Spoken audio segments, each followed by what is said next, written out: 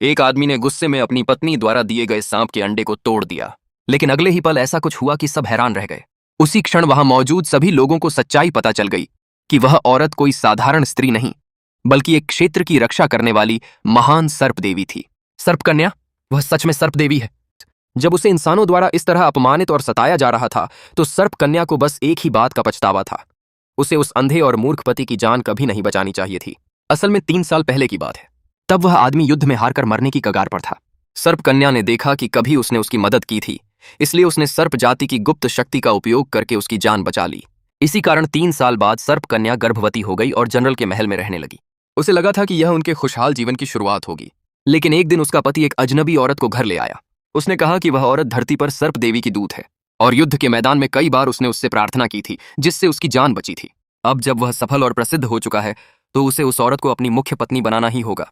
लेकिन वह मूर्ख आदमी नहीं जानता था कि इन सालों में जब जब वह युद्ध में मरने वाला होता, तब तब सर्प कन्या ही चुपचाप आकर उसकी जान बचाती थी। मगर उस चालाक औरत ने मौका देखकर चाल चली। जब वह आदमी बेहोश था, तब उसने अपना चेहरा उसे दिखा दिया। जब सर्प कन्या ने देखा कि उसका पति अपनी असली जीवन रक्षक के साथ ऐसा व्यवहार कर रहा है, तो वह सच्चाई बताने ही वाली थी। लेकिन उसी समय सर्प कन्या की डिलीवरी का समय आ गया।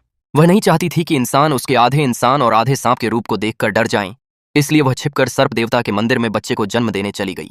अपनी दासी की रक्षा में कई घंटों की पीड़ा के बाद सर्प कन्या ने आखिरकार 3 सांप के अंडों को जन्म दिया। लेकिन यह दृश्य उसी चालाक औरत ने देख लिया। सर्प कन्या को खत्म करने के लिए उसने तुरंत झूठी कहानी गढ़ दी और सबको बताया कि वह औरत एक खतरनाक दानवी है। मूर्ख पति ने उसकी बात तुरंत मान ली और मन में ठान लिया कि वह सर्प कन्या को सबसे क्रूर सजा देगा, क्योंकि बच्चे को जन्म देने के बाद सर्प कन्या की सारी शक्ति खत्म हो चुकी थी और उसकी दासी भी रक्षा करते करते अपनी सारी आध्यात्मिक शक्ति खो चुकी थी। इसलिए वह बस बेबस होकर देखती रही जब उसे पकड़कर कालकोठरी में बंद कर दिया गया। फिर उसे कोड़ों से बेरहमी से मारा गया।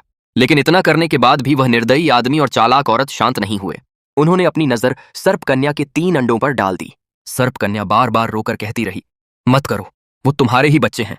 लेकिन उसका पति उस चालाक औरत की बातों पर पूरी तरह विश्वास कर चुका था।